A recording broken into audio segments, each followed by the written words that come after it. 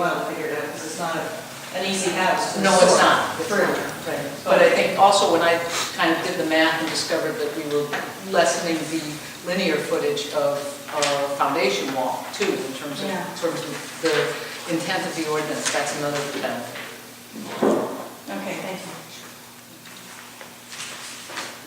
I had a question about the overhangs as well. What is the flooring Of the porch? and then of the overhang for the shed? The flooring of the porch is simply going to be like a deck-like flooring, and so there'd be gravel underneath it. So that really truly is, I think, in the spirit of the ordinance.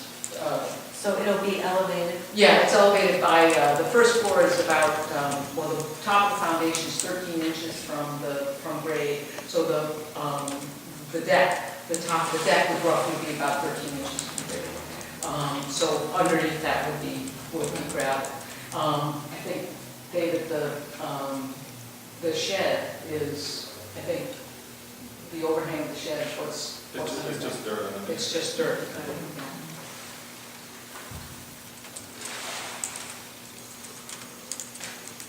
I had a couple of questions about the cistern, the existing cistern. I see in the engineering report that some of your downspouts are connected to the cistern and some are draining onto the surface, I assume, or to some kind of stone. That was because of the fish. What we get into the system. Obviously, I would have put more than I should, but I would collect it as fast as possible. And do you use the cistern water for anything besides just letting it go in and infiltrate? Well, use it for irrigation for the garden and stuff. Great. I don't have my calculator, so I wonder if the engineer could tell us that the amount of runoff that we get from the proposed impervious is 1,300 cubic feet. What does that convert to in gallons? Just out of curiosity.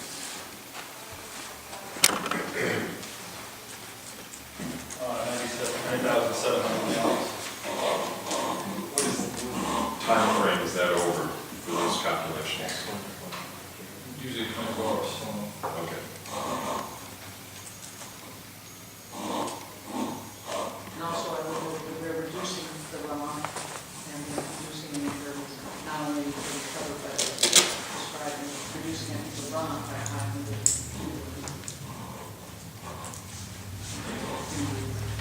Right. The impervious still exceeds the allowable. Yes.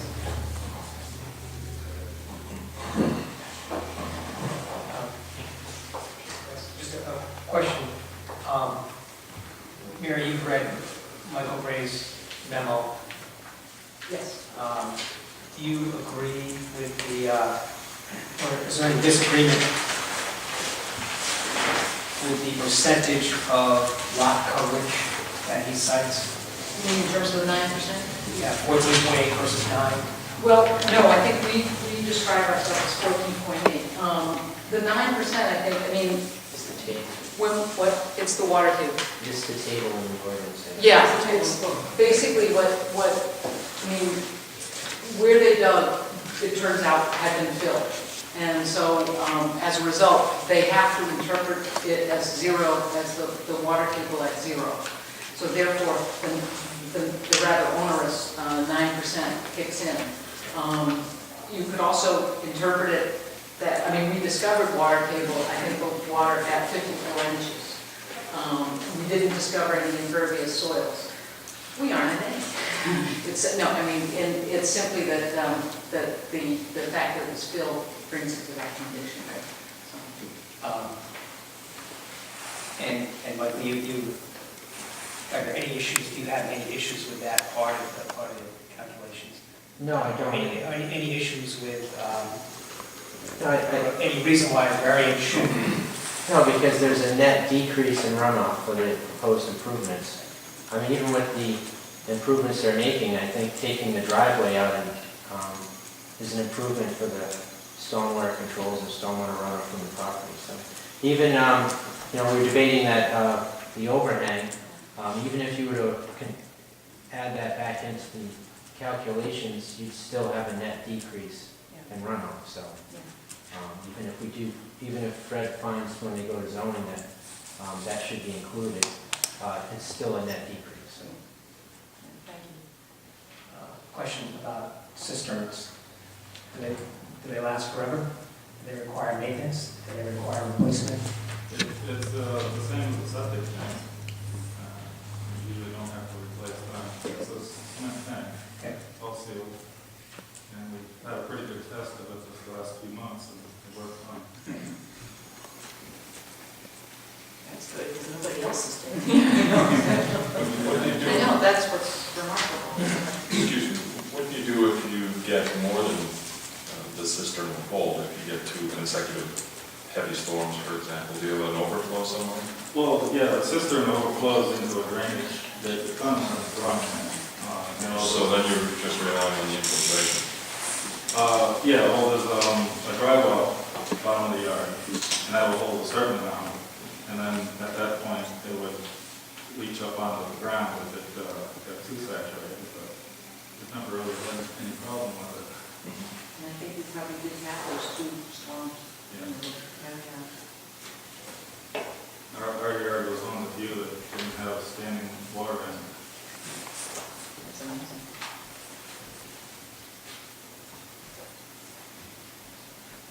Anybody on the right? Anybody on the left? Ready for a motion? Anybody ahead again and have that sketched out?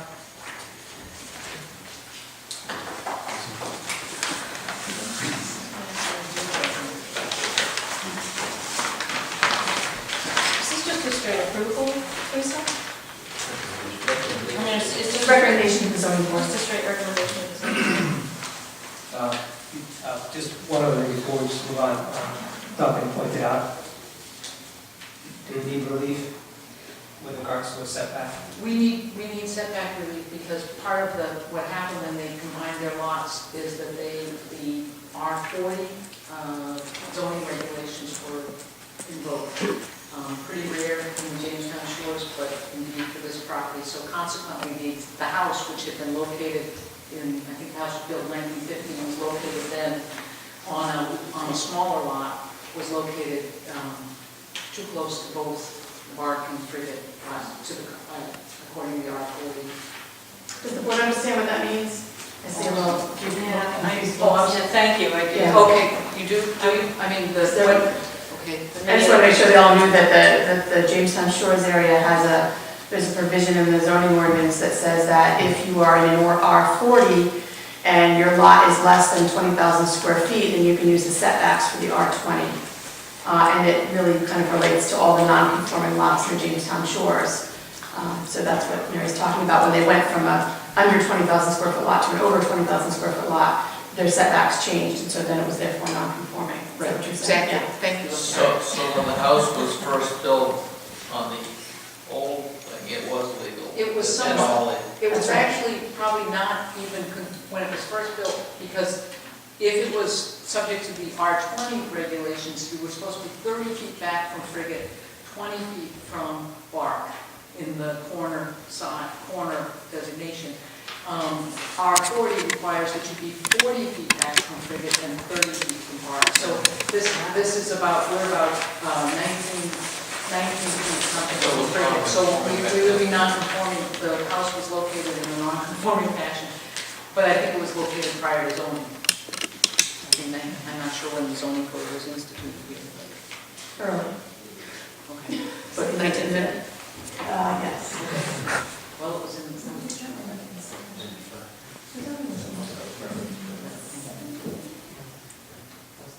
Existing non-conforming. Yes. Yeah. And we are, the setbacks, we're not encroaching any further than the current house. We're simply trying to maintain, we're building a second story on the Bark Street side, and we're building a second story and continuing the Frigate Street side, so.